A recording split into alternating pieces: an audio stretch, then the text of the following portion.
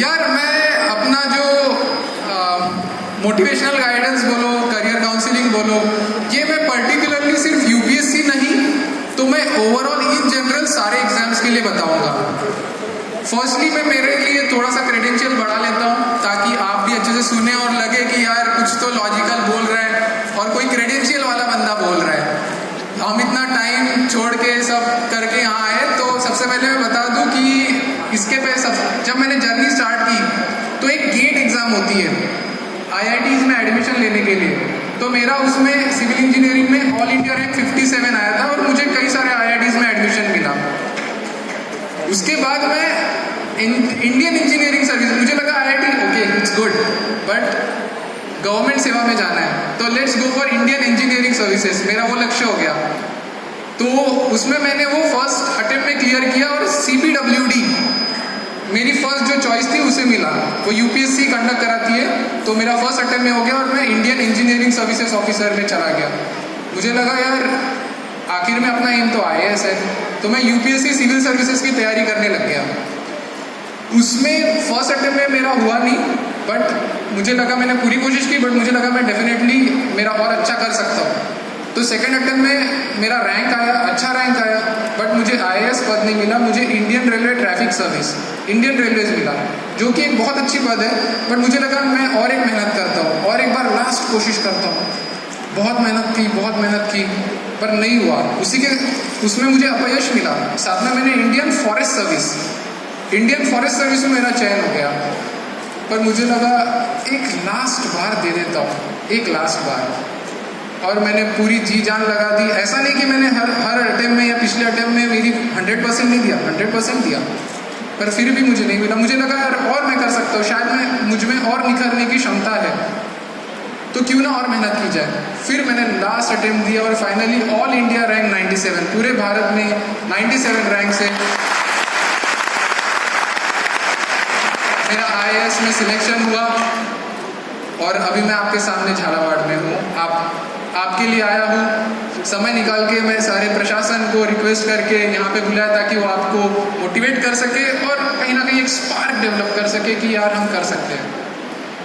तो मैं in short बताना चाहूँगा कि जब मैंने जर्नी स्टार्ट की तो मैंने कभी एक्सपेक्ट नहीं किया था कि मैं गेट भी कर पाऊँगा, आईआईटी भी कर पाऊँगा। जब कोई आईआईटीएन आता था तो मैं लगता था ये तो बहुत बड़ा तोप है यार, आईआईटी में पढ़ रहा है, बहुत बड़ा तोप है।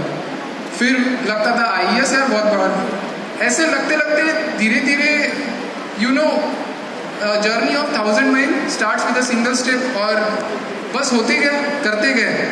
तो मैं भी चाहता हूँ कि सपने आप बहुत बड़े देखें, छोटे ना देखें, बिल्कुल ना देखें, क्योंकि सपने देखने के लिए पैसे थोड़ी लगते, तो बिल्कुल बड़े सपने देखें।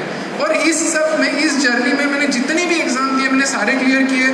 तो मैं आपको एक क्रक्स बताऊंगा ये सारे एग्जाम्स क्लियर करने का। फर्स्ट चीज सबसे इंपॉर्टेंट है कि आप पहले तो समझ ले कि आप बैटल किससे कर रहे हो और क्या कर रहे हो। मतलब आप युद्ध में जा रहे हो, पहले समझ तो लो दुश्मन क्या है। इसका मतलब कि आप पहले सिलेबस तो पढ़ लो। बिना सिलेबस के यूपीएससी स्टार्ट कर देते, आरपीएससी स्टार्ट कर देते, कोई भी कॉम्पिटिटिव एग्जाम, बीट डॉक्टर, बीट इंजीनियर की, सीए की, कोई भी एग्जाम बिना सिलेबस के कैसे पढ़ लेते हैं।